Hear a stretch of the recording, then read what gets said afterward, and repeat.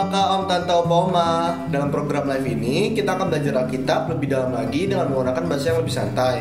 Semua bisa bertanya lewat kolom komentar. Dan jika ada yang ingin butuh bantuan doanya, juga bisa dituliskan di kolom komentar yang ada di bawah ini, mau yang ada di YouTube maupun yang ada di Facebook. Juga mohon dukungannya dengan like, subscribe, dan tekan tanda loncengnya. Jika ada yang ingin mendukung lewat dana, bisa diserahkan lewat nomor rekening yang tersedia di kolom deskripsi.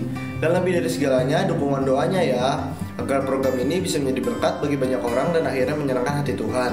Oh iya, acara ini akan menemani kita semua di setiap malamnya ya. Selamat mengikuti, Tuhan Yesus memberkati. Ya, selamat malam semuanya. Seperti biasa sebelum kita mulai, kita ambil waktu sejenak untuk menyembah Tuhan, memuji Tuhan dari hati kita.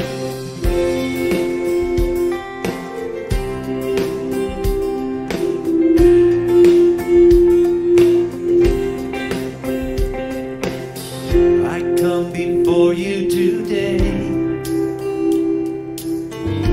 There's just one thing that I want to say. Thank you, Lord. Thank you, Lord, for all you've given to me, for all the blessings that I cannot see. Thank you. Thank you, Lord. Thank you, Lord. With a grateful heart, with a song of praise, with an outstretched arm, I will bless your name and thank you, Lord. I just want to thank you, Lord. Thank you, Lord. I just want to thank you, Lord. Thank you, Lord.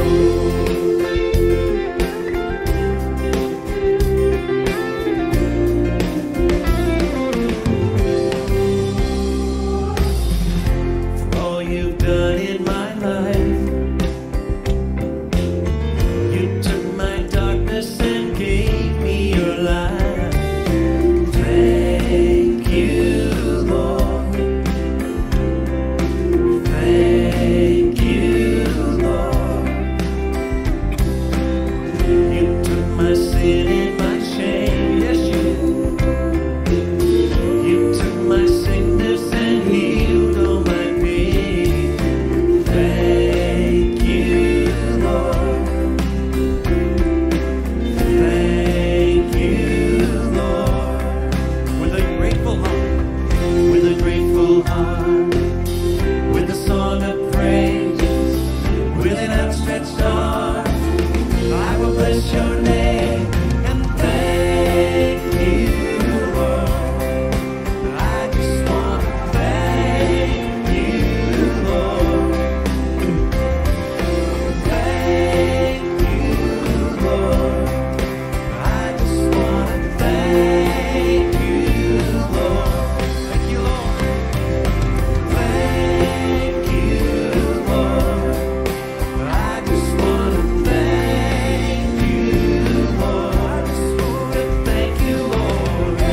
Thank you, Lord. I just want to thank you, Lord. Thank you, Lord.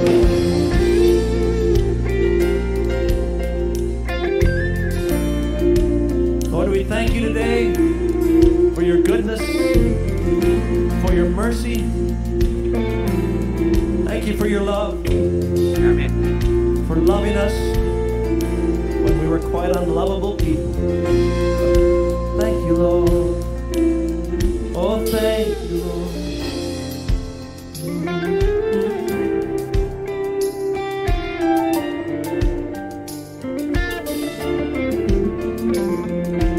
Thank you, Lord. Thank you, Lord.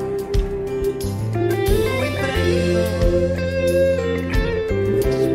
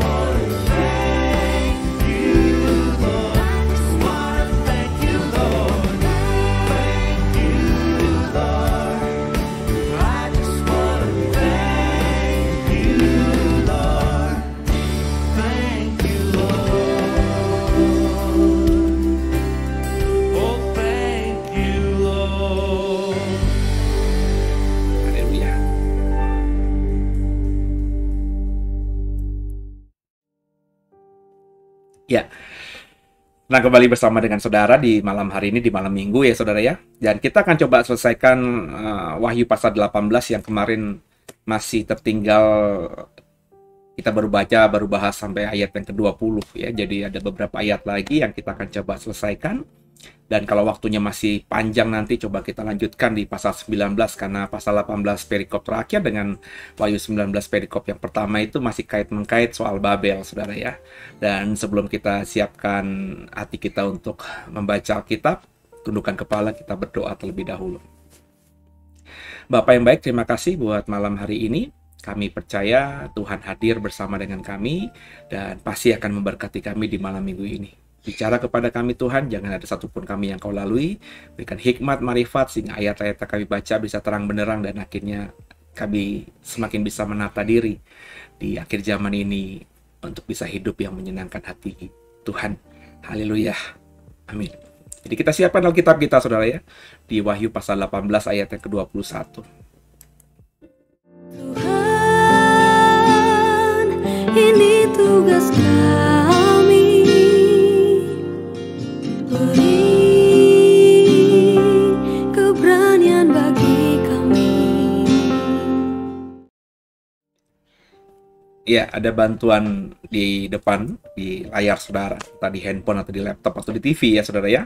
Dan kalau ini kekecilan ya sebaiknya siapkan Alkitab saudara ya. Saya selalu mengajak kita bukan cuma mendengarkan apa yang saya perkatakan, meskipun yang saya katakan ya ayat firman Tuhan juga ya.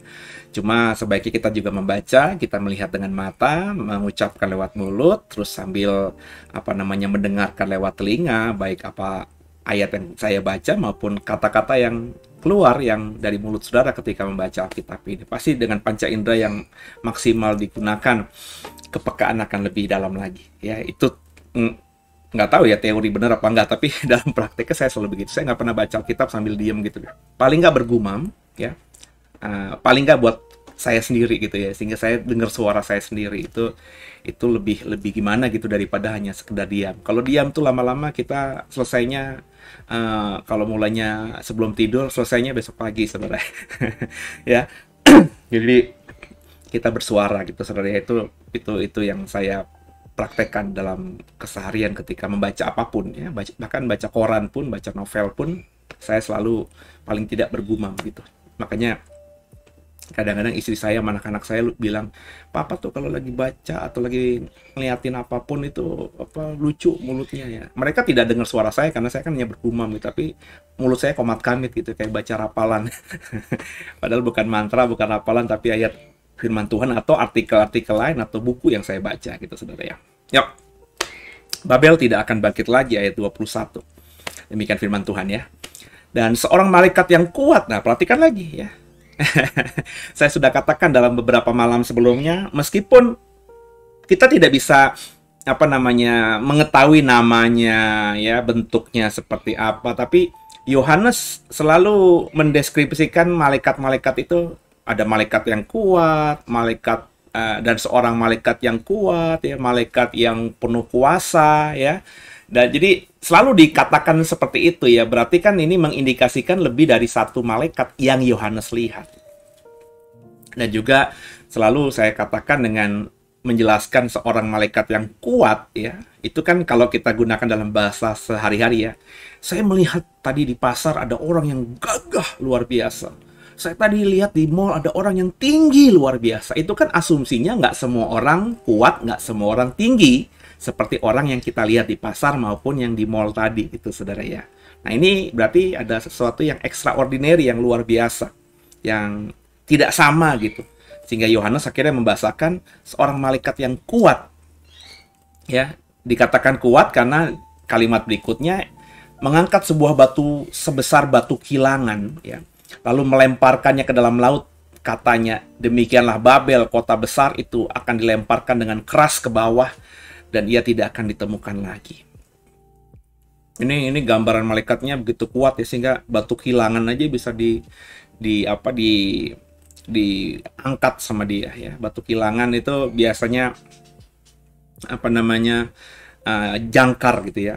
Batu jangkar atau jangkar zaman dulu kan tentu bukan seperti sekarang gitu ya. Jadi kayak ada batu yang dilempar ke laut gitu ya, untuk membuat kapal itu paling tidak stay gitu ya. Jadi batu kilangan kurang lebih seperti itu. Jadi itu begitu beratnya ya, sehingga ya emang susah sekali ya. Jadi kalau itu dilemparkan ya, salah satu supaya kapal itu enggak ini ya, talinya dilepas gitu ya. Jadi lepas lagi ya. Itu biasanya dilakukan kalau apa namanya, kapal itu mau karam atau apa gitu ya, menabrak pantai atau menabrak tebing laut gitu ya, itu biasa dilemparkan supaya kapal itu paling nggak stay di situ ya. Nanti kalau sudah angin tenang lagi ya, sudah tidak bahaya lagi ya, mau nggak mau dipotong itu talinya ya, karena batunya nggak mungkin bisa ditarik lagi ya. Dan jadi orang yang diikat dengan batu kilangan itu pasti ya tenggelam gitu ya.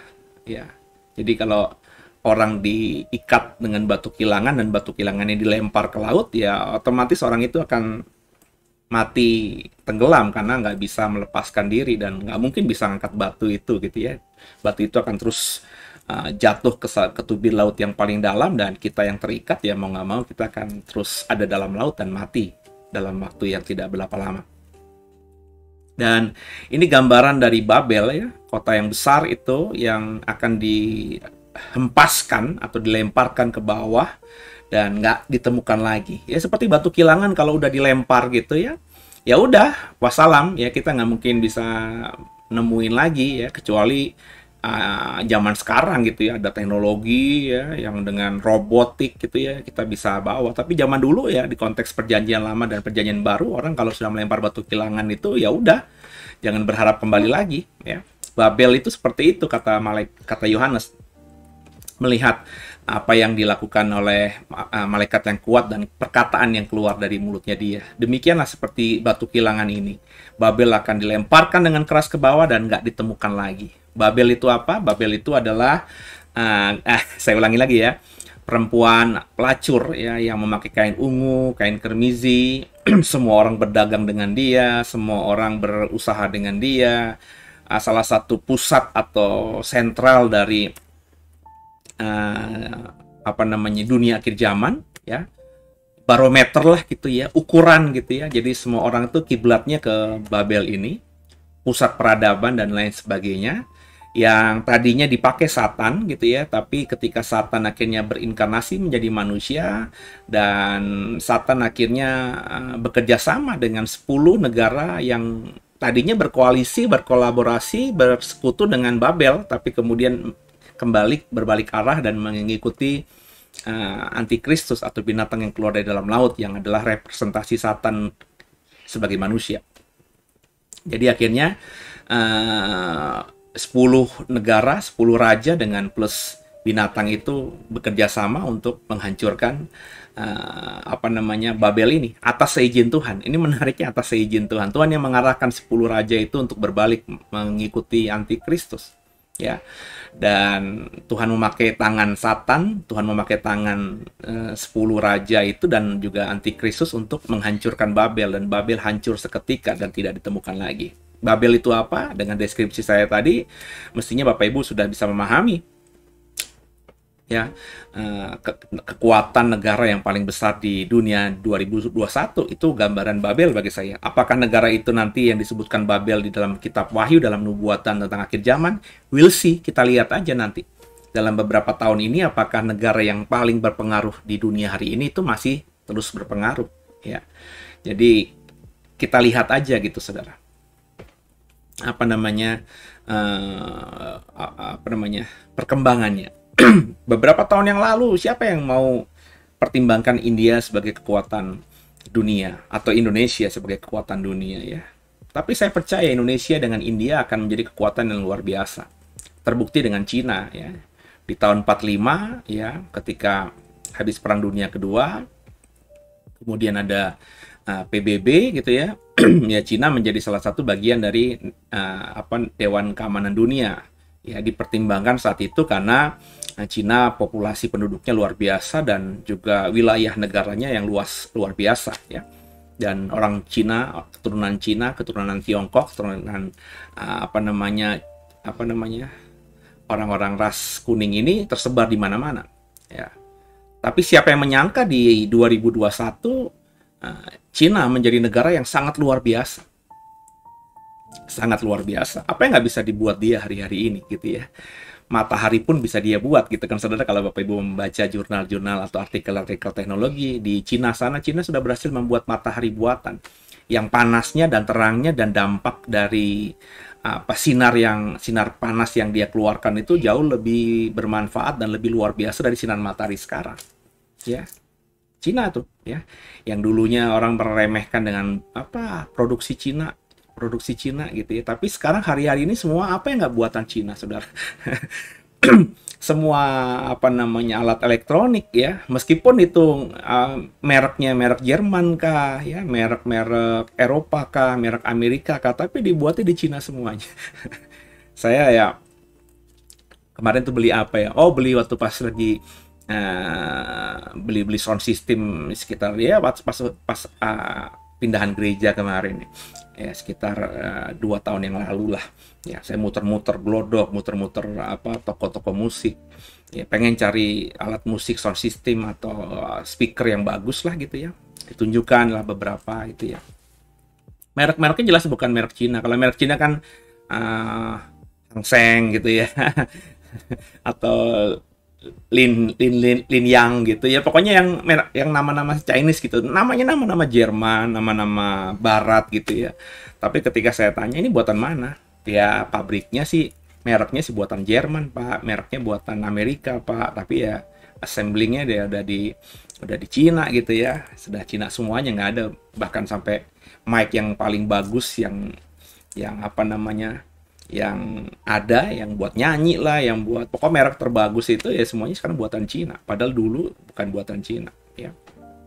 Tinggal Bapak Ibu milih kualitas buatan Cina yang mana gitu ya. Nomor 1, nomor 2, nomor 3 semuanya ada gitu ya. Orang motor aja atau mobil aja dibuat industri rumah tangga di sana kan gitu ya.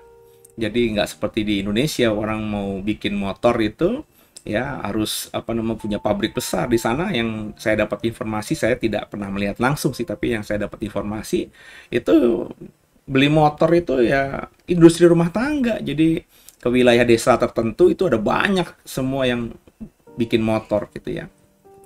Jadi bukan dalam artian mereka yang buat semuanya, tapi mereka yang merakit, karena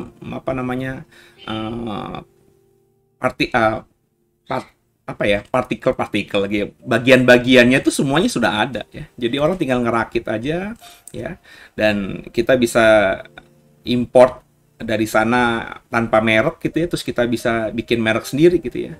Misalnya saya punya uang gitu ya, saya bisa import misalnya untuk sementara 1000 unit motor gitu ya, kosong ya.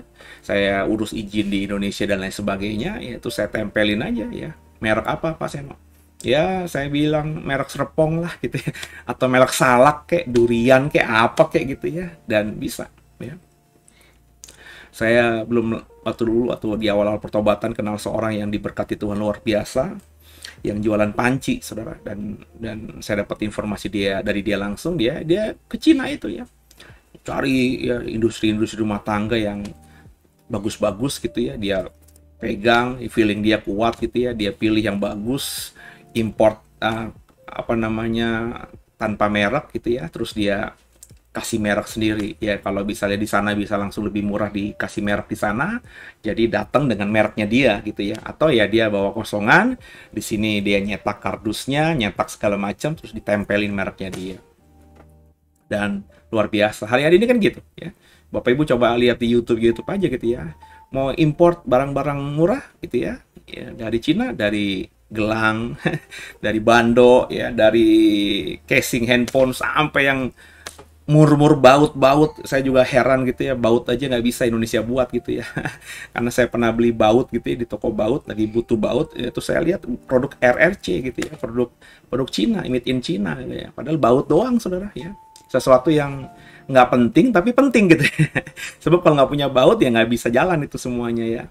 Dan semuanya buatan Cina ya. mengherankannya di situ. Ya, jadi saya percaya nanti beberapa tahun ke depan bisa jadi dia kekuatan ekonomi, kekuatan yang paling berpengaruh di dunia hari ini. Sekarang kan ya sudah, tapi ya masih ada lah yang lebih besar lagi gitu ya. Amerika jelas belum bisa dikalahkan lah ya. Dengan mata uang dolarnya masih begitu kuat ya. Sekarang yen sudah mulai dipakai ya. Jadi beberapa negara kalau berdagang dengan Cina ya itu tidak lagi menggunakan dolar tapi menggunakan ya yen gitu ya sebagai barometernya, ukurannya. Nanti apakah kita lihat aja ke depan nanti apakah yen dan juga apa namanya ekonomi Cina, kekuatan Cina akan semakin berpengaruh ya. Ya kita lihat nanti di Laut Selatan. Kalau bagi saya indikasinya Laut Selatan. Laut Selatan lagi, Laut Utara. Laut Cina Selatan. Ya di Natuna ke sana ke utara dikit seperti kan lagi ribut-ribut itu ya. Amerika mulai was-was gitu ya. Dan makanya kalau kita baca koran kemarin itu Amerika mengizinkan Australia untuk membangun kapal selam ya dari teknologi Amerika. Ini kan luar biasa, Saudara ya. Australia kan ya kita tahu nggak punya teknologi untuk bikin pesawat, bikin apalah gitu ya. Tiba-tiba dikasih semuanya sama Amerika. Ya banyak apa namanya dunia heboh gitu ya. Karena ini berarti Amerika agak ketakutan dengan Cina sehingga dia pakai sekutunya di wilayah Pasifik yakni Australia yang ya dekat dengan Laut Cina Selatan ya untuk membangun kapal selam ya sendiri gitu ya. Dan kita lihat nanti kalau yang di Laut Cina Selatan nanti bergejolak dan Amerika kalah, bagi saya ya kekuatannya akan pindah ke Cina. Yang saya mau katakan bukan soal Amerika atau Cina, tapi yang saya mau katakan Babel itu adalah kekuatan yang terbesar di akhir zaman nanti. Nah, siapa? Ya kita lihat saja ya. Saya tadi bilang ya kalau sekarang itu hitungannya Amerika. Ya, tapi bisa jadi Rusia, bisa jadi Cina, bisa jadi India, Saudara. Yang negara-negara lain kayaknya susah gitu ya. Indonesia yang berikutnya ya karena bagi saya harus negara yang besar secara geografis dan juga secara jumlah penduduk juga besar. Itu akan menjadi kekuatan ya. Paling tidak kayak Cina gitu ya, dia produksi nggak ada yang beli dari luar negeri, dia jual di rakyatnya sendiri, perputaran akan terus ada gitu ya. Nggak susah untuk defisit kayaknya. Indonesia sebenarnya punya potensi itu kan dengan jumlah rakyat yang hampir 200-an juta gitu ya. Dia produksi apa saja dilempar ke pasar lokal itu bahkan belum tentu mencukupi gitu ya. Jadi pasarnya kuat sekali ya di Indonesia ini. Maka Indonesia menjadi incaran dari pengusaha-pengusaha dan negara-negara barat gitu ya karena ini potensinya belum digarap ya secara industri belum berkembang ya jujur aja kan ya kayak tadi baut aja masih import gitu ya sedangkan pasarnya besar gitu ya makanya banyak orang berinvestasi di sini karena ini menjadi gadis cantik lah gitu ya Indonesia kalau menurut saya ya nanti ya kita lihat aja apakah dengan banyaknya investor dan bisa pemerintah kemudian juga bisa mengelolanya sehingga memberdayakan masyarakat sehingga masyarakat bukan hanya sebagai nanti konsumen di negeri sendiri tapi juga sebagai produsen sehingga perputaran uang itu begitu cepatnya di Republik ini. Nah kalau itu terjadi Indonesia akan menjadi negara yang luar biasa bagi saya secara finansial dan secara kekuatan mandirinya ya kita lihat aja saudara. Tapi yang pasti Babel itu ya lanjut ayat yang berikutnya kita buka ya. Ayat yang ke-22-nya. Dan suara pemain-pemain kecapi, penyanyi-penyanyi, peniup-peniup seruling, sangkakala tidak akan kedengaran lagi di dalammu. Dan seorang yang ahli dalam sesuatu kesenian tidak akan ditemukan lagi di dalammu. Dan suara kilangan tidak akan kedengaran lagi di dalam. Ya. Kilangan itu berarti ya suara ya orang mengilang apalah gitu ya, anggur kah, pokoknya suara produksi gitu ya. Zaman itu zaitun lah ya atau anggur lah gitu ya itu nggak kedengaran lagi. Jadi Babel benar-benar tanpa suara ya hilang tidak ditemukan lagi. Ayat 23. Dan cahaya lampu tidak akan bersinar lagi di dalammu. Suara mempelai laki-laki dan pengantin perempuan tidak akan kedengaran lagi di dalammu. Karena pedagang-pedagangmu adalah pembesar-pembesar di bumi. Oleh ilmu sihirmu semua bangsa disesatkan. Dan di dalamnya terdapat darah nabi-nabi dan orang-orang kudus dan darah semua orang yang dibunuh di bumi. Jadi apa namanya, semua ya yang ada di Babel akhirnya hilang lenyap. Begitu seketikanya. Ya, kalau Bapak Ibu yang mengikuti tadarusan semalam dalam waktu 1 jam, ya, cepat sekali. Semua yang dimiliki Babel itu lenyap. Ya. Yang seolah-olah mengalahkan Babel adalah antikristus dan apa namanya sekutunya, ya, 10 raja itu. Tapi kalau kita membaca baik-baik Alkitab, ini dalam kendali penuh Tuhan yang memang ingin menghukum Babel karena kesombongannya dan lain sebagainya. Dan akhirnya hilang. Ya, negara paling besar, paling berpengaruh sepanjang sejarah dunia itu lenyap. Ya. Dan itu akan terjadi sebentar lagi. Ya. Lanjut ya, pasal 19 ayat yang pertama. Nyanyian akan atas jatuhnya Babel. Kemudian daripada itu aku mendengar seperti suara yang nyaring dari himpunan besar orang banyak di surga, katanya. Haleluya! Keselamatan dan kemuliaan dan kekuasaan adalah pada Allah kita. Sebab benar dan adil segala penghakimannya. Karena ialah yang telah menghakimi pelacur besar itu dan merusakkan bumi dengan percabulannya. Dan ialah yang telah membalaskan darah hamba-hambanya atas pelacur itu. Jadi kemudian habis peristiwa Babel itu lenyap, ya, ada himpunan suara yang besar dari surga yang berkata bersyukur, haleluya.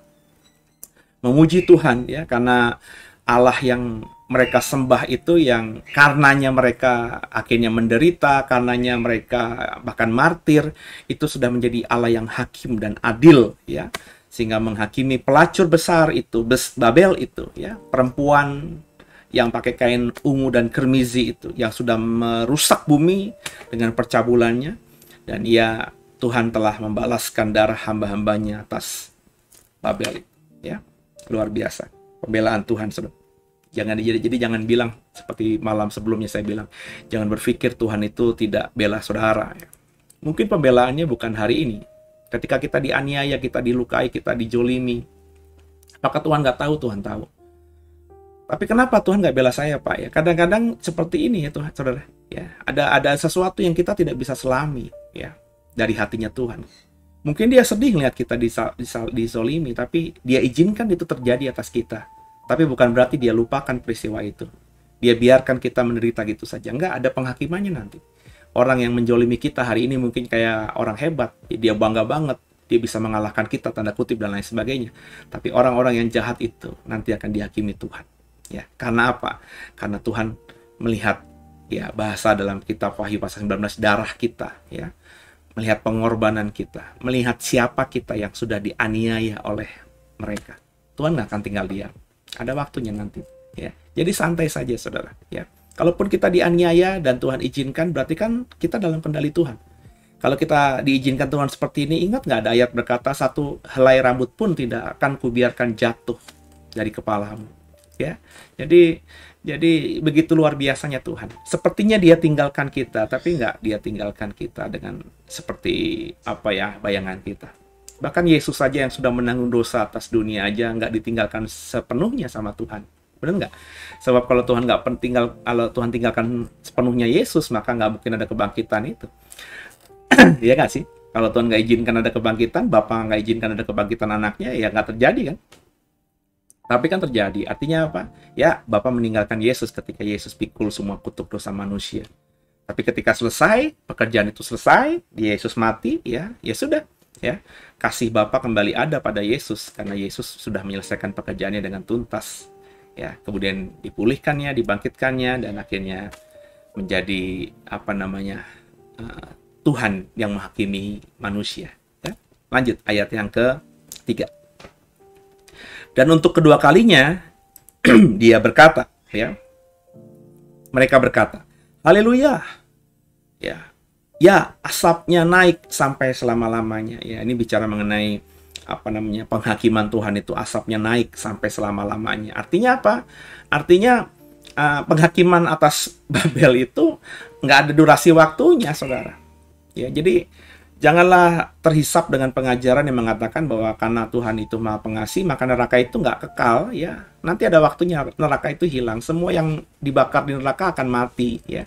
Nggak akan dibakar selama-lamanya. Nggak, saudara, perhatikan baik-baik. Berkali-kali dalam kitab Wahyu kita temukan ayat-ayatnya, ya. Asapnya naik untuk selama-lamanya. Jadi terus ada pembakaran di situ kan, sehingga asapnya terus membumbung tinggi. Ya, lanjut ayat 4. Dan ke-24 tua-tua dan keempat makhluk itu tersungkur dan menyembah Allah yang duduk di atas tahta itu, dan mereka berkata, Amin, haleluya. Ya, itu diamini saudara oleh 24 tua-tua dan 4 makhluk itu. Maka kedengaranlah suatu suara dari tahta itu. Ya, ada suara lagi dari tahta itu. Pujilah Allah kita, hai kamu semua hambanya, kamu yang takut akan Dia, kecil, baik kecil maupun besar. Ya, dan kita memuji Tuhan, memuliakan nama Tuhan. Di surga, semua yang di surga memuji dan menyembah Tuhan. Haleluya. Ya. Jadi Babel hancur, saudara. Dan kehancuran Babel jelas-jelas merupakan campur tangan dari Tuhan, ya. Yang tidak mengizinkan tidak membiarkan pengorbanan umatnya ini sia-sia gitu aja, ya. Kita berhenti ayatnya di sini, saudara, ya, sambil kita nanti coba sharing apa yang kita dapatkan dari beberapa malam ini, ya. Karena perikop yang berikutnya nanti di pasal 19 ini tentang pernikahan anak domba, begitu pentingnya, ya. Mungkin akan saya sampaikan dalam satu sesi di hari Minggu malam besok, ya. Jadi kita coba ayat-ayatnya kita sudahi dan kita coba sharing apa yang kita dapatkan di dalam tadarusan kita beberapa waktu yang lalu. Sungguh banggaku punya Bapa sepertimu, yang tak pernah meninggalkanku. Ya, jadi kita sekarang akhirnya mengerti, saudara, bahwa apa yang ada di dunia ini Tuhan catat, Tuhan lihat. Dengan kata-kata yang kurang lebih kalau Bapak Ibu ikuti tadarusan beberapa malam sebelumnya, bahwa apa yang dilakukan orang yang jahat itu akan dituai di akhir zaman dengan sesuatu yang lebih berat lagi. Misalnya saya bilang dari tadarusan kemarin atau kemarin lusa, kalau orang misalnya korupsi, ya, terus dia bisa menikmati kemewahan hasil korupsinya itu, ya, dia mungkin bisa dengan uang yang dia korupsi dia bisa hidup 10 tahun, 50 tahun mungkin, ya, tanpa bekerja lagi. Mungkin dia juga sudah mengalami hukuman manusia, ya. Dia dipenjara misalnya karena korupsinya dia, dan seolah-olah dia tidak punya uang, jadi ditambahkan hukumannya. Taruhlah 10 tahun, 15 tahun di penjara. Tapi kalau dia masih muda ketika di penjara usia 30-an, 15 tahun, ya kalau diikuti penjara penuh ya 45, dia sudah keluar. Umur manusia 80 tahun, kan begitu. Ini kadang-kadang saya kalau mikir tuh, kenapa yang korupsi itu berani ya? Karena ya tadi mereka rata-rata semuanya masih muda gitu, ya. Ya. Kalau yang tua-tua saya rasa ya meskipun ada tapi itu kerakusan aja, tapi yang niat benar-benar korupsi ya pasti yang muda-muda itu, ya. Dan yang tidak tercover oleh media itu banyak sekali. Saya pernah sharing dengan praktisi hukum soal ini, banyak sekali. Pegawai-pegawai bank, pegawai-pegawai kantoran, ya, dia korupsi, ya. Orang pajak dia korupsi, ketangkap, ya. Aparat sama aparat ketangkep, ya. Terus di deal-dealan gitu, ya. Dengan uang yang dia sudah dapatkan misalnya puluhan atau ratusan miliar, ya. Dia bisa deal-dealan kan, ya. Ya, kita tahulah sekarang ini, ya, bahwa semua di Republik ini masih bisa dikendalikan dengan uang, ya. Itu fakta kok, ya. Saya tidak bilang ini sebagai apa, ya, tapi itu fakta di lapangan, ya. Kita sedang on the way menuju pemerintahan yang bersih dan juga accountable gitu, ya. Tapi masih dalam prakteknya di lapangan, meskipun yang pusat, yang atasnya sudah memberikan guidance, yang di bawah tetap aja, ya. Beberapa kali kan kita lihat dari bupati inilah, wali kota inilah, gubernur inikah menangkap tangan di kelurahan, ya. Orang bikin surat dikenain biaya, ya. Meskipun katanya sukarela, ya, tapi kan dikondisikan gitu, ya. Ini nggak ada nih uang rokok nih, ya. Ya, itu kan berarti kan dikondisikan gitu ya. Kadang-kadang saya pernah loh saudara ya, saya nggak mau sebut di mananya gitu ya. Saya bikin surat lah gitu ya, surat yang sebenarnya surat sederhana aja gitu ya. Terus terindikasi ya, apa namanya, yang bantu saya bikin surat itu di kantor pemerintahan itu ya, di kantor yang ya pemerintahan ya.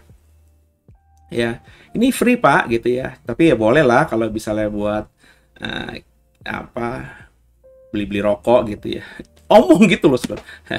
Saya langsung bilang, aduh ini dia ngucap loh ya. Ya saya ya gimana gitu ya. Satu sisi apa namanya, jelas dia mengkondisikan begitu ya. Dan surat saya itu mesti harus melewati beberapa meja lagi. Kalau bisa tertahan di situ ya susah juga saya nanti harus mengurusnya untuk hal yang sederhana ya. Kita belum computerize gitu ya. Mestinya kan kayak contoh lah bikin surat kelakuan baik ya, atau surat bahwa kita ini adalah warga RT atau RW. Itu kan mestinya kan kalau ke kelurahan atau ke kecamatan gitu kan ya, isi aja belangko kosong yang bisa di-download di internet gitu ya. Toh kita punya nomor induk kependudukan kan sudah valid gitu ya. Tinggal dicek aja kan langsung kebuka data-data saya semuanya gitu ya. Nggak perlu saya masih jelasin lagi tanggal berapa lahirnya, tahun berapa lahirnya gitu ya. Atau mungkin ya dibikin sedemikian rupa lah gitu ya. Jadi kita nggak perlu ke kelurahan. Kadang-kadang ngurus surat yang butuh dari kelurahan aja bisa nggak sehari jadi loh. Ya, saya nggak tahu Bapak Ibu, tapi dalam pengalaman saya nggak bisa sehari jadi. Kadang-kadang kita sudah siapkan semuanya dari RT RW ya. Di RT RW aja kita nggak bisa cepat juga, kadang-kadang RT-nya nggak ada, RT-nya dapat mau minta tandangan RW-nya lagi kerja belum pulang, malam-malam kita ke sana lagi, kadang-kadang juga apa namanya sudah istirahat ya. Ditinggalin suratnya, berharap besok pagi sebelum dia kerja sudah ditandatangan dan stempel, ternyata dia lupa. Udah lengkap semuanya sampai ke kelurahan, kadang-kadang lurahnya nggak ada, nggak masuk kantor, lagi tugas lah, lagi apalah, nggak ada yang bisa mewakili. Jadi surat yang sebenarnya sederhana gitu ya, itu bisa berbelit-belit di Republik ini. Ya belum kalau memang harus dipimpong sana ke sini, ke sana ke sini ya. Ya nggak sederhana. Untuk misalnya bayar tanah makam aja ya. Seingat saya ya, itu saya harus kalau ngurusin itu ya harus ke pemakaman umumnya, minta surat dari situ, terus ke kelurahan pemakaman itu. Kan kalau saya misalnya tinggal, orang tua saya tinggal dimakamkan di Pondok Rangon ya, di daerah Cibubur sana ya.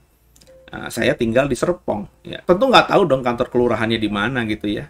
Siapa lurahnya gitu ya, RT RW-nya nggak tahu gitu. Tapi saya kalau mau ngurus tuh harus ke kantor pemakamannya dulu ya, terus dibuka filenya, kadang-kadang filenya nggak ada, hanya untuk memperpanjang aja ya, yang nilainya nggak seberapa gitu loh ya.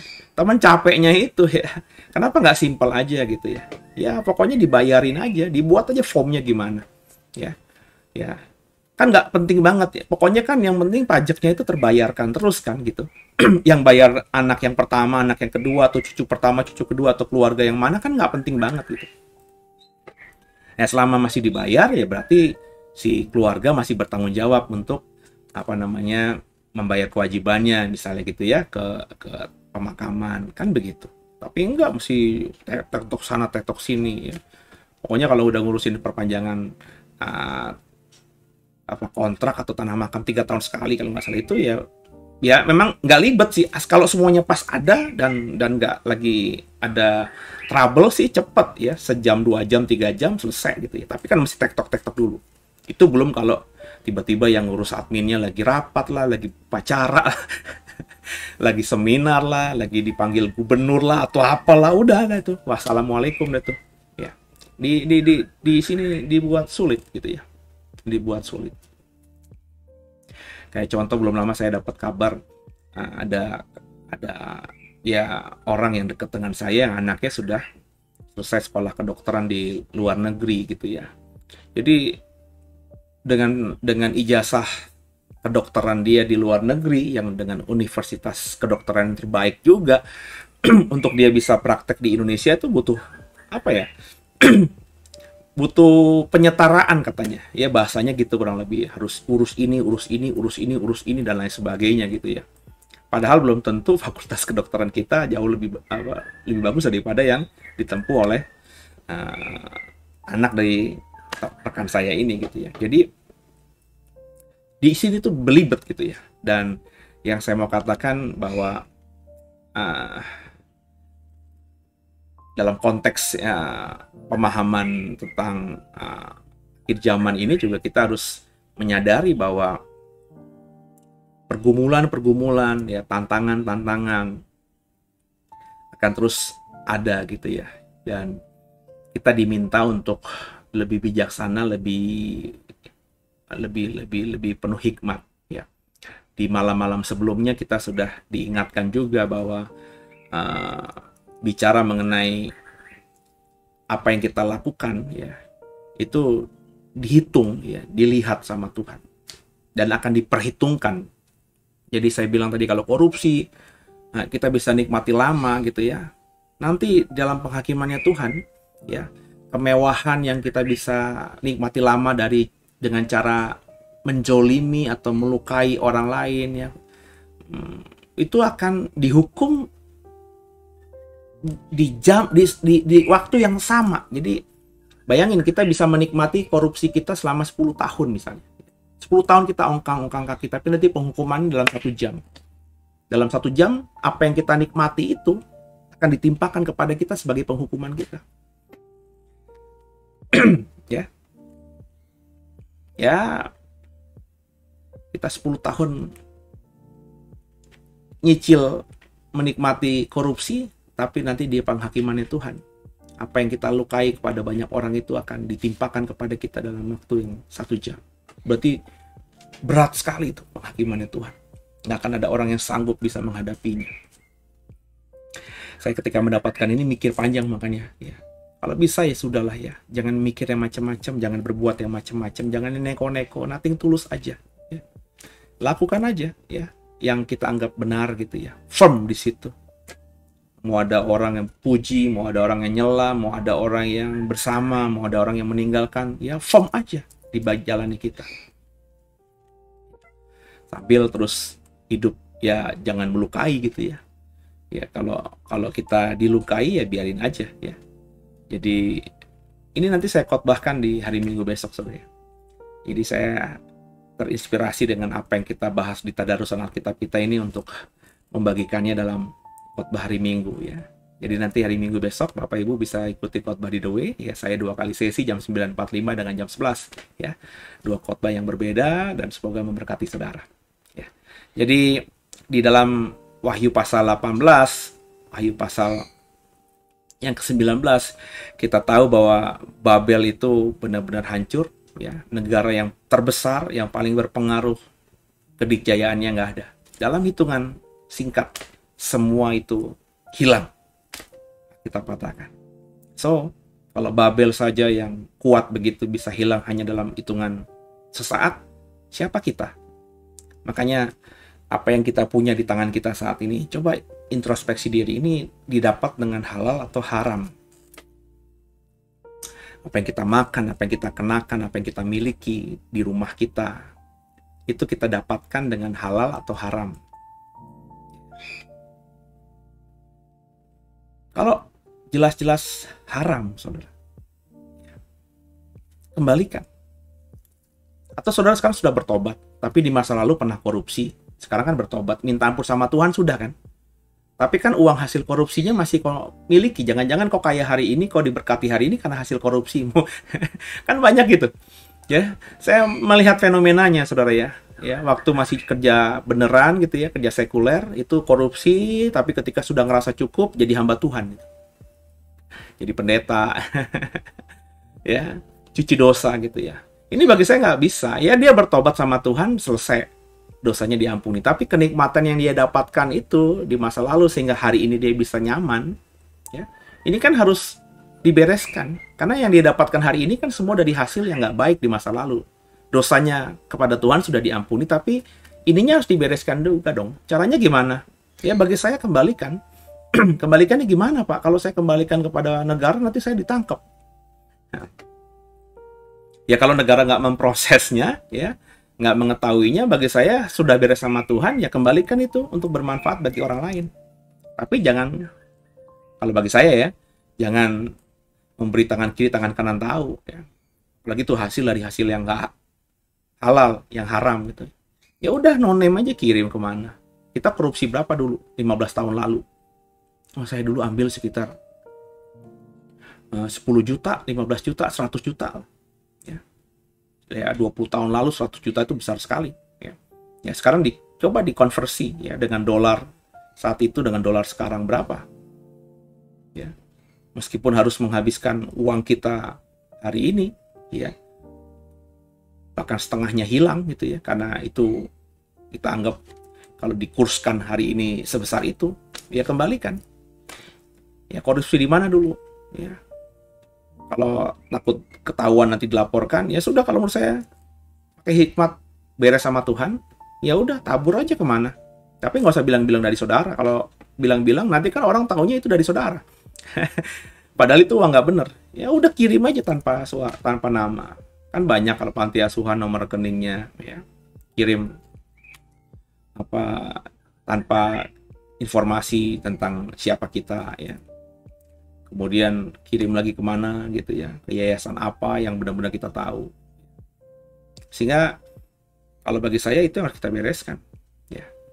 Jadi jangan mentang-mentang kita pernah berbuat salah di masa lalu, kita berdoa sama Tuhan, Tuhan tolong ampuni aku. Tuhan pasti ngampuni sih ya. Tapi dampak-dampak yang masa lalunya itu atau dosa masa lalu itu nggak dibereskan. Ya, beresin saudara.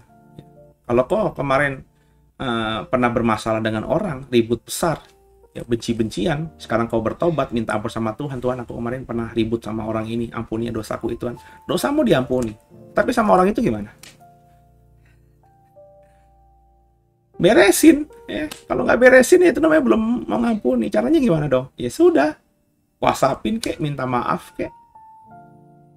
Atau apa kek, siapa tahu bisa ajak ketemuan dan memulihkan hubungan yang sudah hancur dengan orang itu. Atau kalau nggak, memang karakter orang itu kurang baik ya, misalnya memang selalu jadi masalah karena memang kita ribut dulu juga karena karakter orang itu, kita terpancing gitu ya. Ya sudah, paling nggak bereskan, ya kirim kartu kek, say sorry kek, WhatsApp kek, say sorry kek atas yang masa lalu, ya. Soal dia mengampuni apa tidak itu urusan dia, tapi kita sudah mengampuni dia dan kita minta maaf sama dia dan kita beres sama Tuhan. Selesai. Dan kalau hidupmu seperti ini, saya percaya kita akan diberkati Tuhan luar biasa. Gitu ya saudara ya. Jadi besok hari Minggu kita akan coba ngebahas pernikahan anak domba di Wahyu pasal 19 ya. Jadi minggu paginya ibadah, bisa di The Way, bisa di gereja saudara, ya. Saya khotbah yang menarik tentang apa yang saya dapatkan di kitab Wahyu ini, ya. Semoga memperkaya saudara karena saya buatnya dalam bentuk khotbah. Dan minggu malamnya bersama dengan saya dalam Deep Talk with Paseh. Tundukkan kepala kita doa. Makasih Tuhan buat malam hari ini, kami sudah belajar banyak dan ampuni salah dosa kami. Yesus Kristus adalah Tuhan Juru Selamat kami yang hidup, dan ke dalam tangan-Mu kami serahkan tubuh jiwa roh kami. Haleluya. Amin. Selamat malam semuanya. Istirahat yang nyenyak, mimpi indah. Besok bangun pagi-pagi, hari Minggu, harinya Tuhan. Siapkan dirimu. Kalau kau beribadahnya online di rumah, siapkan dirimu. Ibadah yang benar dari hatimu, menyembah Tuhan di gerejamu atau dimanapun atau di The Way, silahkan. Ya. Kalau kau sudah mau ke gereja dan gereja sudah terbuka, ya, silahkan datang ke gereja ibadah. Ya, cari Tuhan selama Tuhan masih bisa diketemu. God bless you all. Haleluya. Amin.